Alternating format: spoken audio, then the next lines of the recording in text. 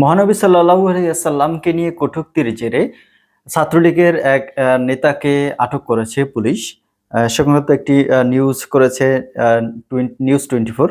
তো সেটি আপনাদেরকে পড়ে শোনাচ্ছি। মহানবী সাল্লাল্লাহু আলাইহি ওয়াসাল্লামকে নিয়ে ফেসবুকে বিভিন্ন জনের পোস্টে কটূক্তির অভিযোগে সুপ্ত সাহা অনিক নামে নিষিদ্ধ ছাত্রলীগের এক নেতাকে আটক করেছে নেত্রকোনা জেলা পুলিশ। বুধবার ৫ মার্চ দুপুরে নেত্রকোনা শহরের পারলা বাসস্ট্যান্ড এলাকা থেকে তাকে আটক করা হয়। পরে পুলিশ সুপার কার্যালয়ে নিয়ে আসা হয় তাকে। পুলিশ জানায়, আটক সুপ্ত সাহা অনিক রাজশাহী বিশ্ববিদ্যালয়ের ফজলুল হক হল শাখা ছাত্রলীগের ২০২৩ সনে সহ-সভাপতি ছিলেন। তিনি বিভিন্ন সময়ে ফেসবুক পোস্টের কমেন্টে কটূক্তি করে মহানবী সাল্লাল্লাহু আলাইহি ওয়াসাল্লামকে অপমাননা করে। এর পরিপ্রেক্ষিতে ধর্মপ্রাণ মুসল্লিরা বিভিন্ন সময়ে বিক্ষোভ কর্মসূচি করেছে। গত ২৮ ফেব্রুয়ারি শহরের বড়বাজার এলাকায় খেলাফত আন্দোলনের উদ্দেশ্যে কটূক্তিকারীকে গ্রেপ্তারের দাবি জানানো হয়। এই ঘটনায় খেলাফত আন্দোলনের কেন্দ্রীয় সহকারী মহাসচিবের দায়িত্বপ্রাপ্ত গাজী আব্দুর রহিম বাদী হয়ে মামলা দায়ের করেন।